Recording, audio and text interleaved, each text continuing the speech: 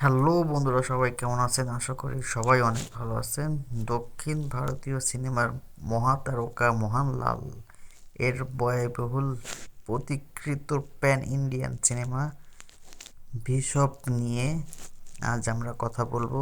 25শে December 2025 বড়দিনের আমেজ মুক্তি পাওয়া এই সিনেমাটি নিয়ে সোশ্যাল মিডিয়ায় কেন এত আলোচনা, চলুন জেনে নিই এই মুভিটির ইতিহাস, গল্প এবং রিভিউ। শুরুতেই বলি মুভির ইতিহাস সম্পর্কে। ভিশপ কোনো সাধারণ প্রজেক্ট নয়, এটি একটি বিশাল বাজেটের হাই অ্যাকশন ড্রামা যা মালয়ালম, তেলুগু, কন্নড়, তামিল এবং হিন্দি এই 5টি ভাষায় মুক্তি পেয়েছে। 25শে ডিসেম্বর 2025 বিশ্বজুড়ে সিনেমাটি প্রেক্ষাগৃহে এসেছে।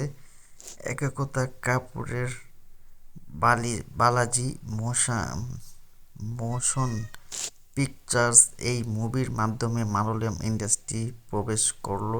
এই মুভিটিকে আরও বড় মাত্রা দিয়েছেন। মুভিটির প্রধান আকর্ষণ অবশ্যই মোহনলাল। তার সাথে ডুয়াল হিরো হিসেবে দেখা গেছে তরুণ তারকা রোহান মেকাকে।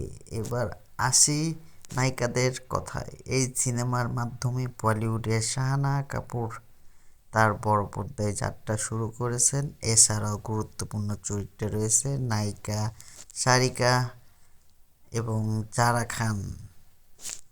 রাজকীয় সাজে শাহানা এবং নয়ন সারিকার পারফরমেন্স দর্শকদের বেশ নজর কেড়েছে।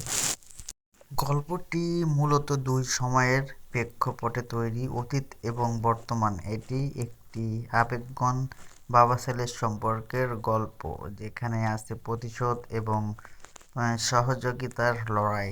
মুভিটিতে ভিএফএক্স এবং অ্যাকশন সিকুয়েলগুলো একদম হলিউড লেভেলের।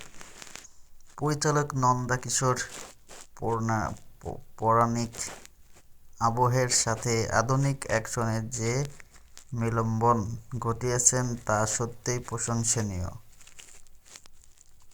মোহনলাল সাধারণত অভিনয় চমৎকার, সিনেমাটোগ্রাফি এবং ব্যাকগ্রাউন্ডোগ্রাফি,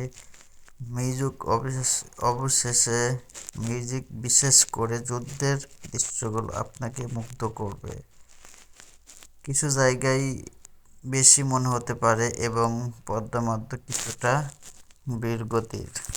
সামগ্রিকভাবে ভিশপ একটি ফুল অন এন্টারটেইনার। আপনি যদি মোহনলালের ফ্যান হন এবং লার্জার দ্যান লাইফ সিনেমা পছন্দ করেন, তবে এই মুভিটি আপনার জন্য মাস্ট ওয়াচ।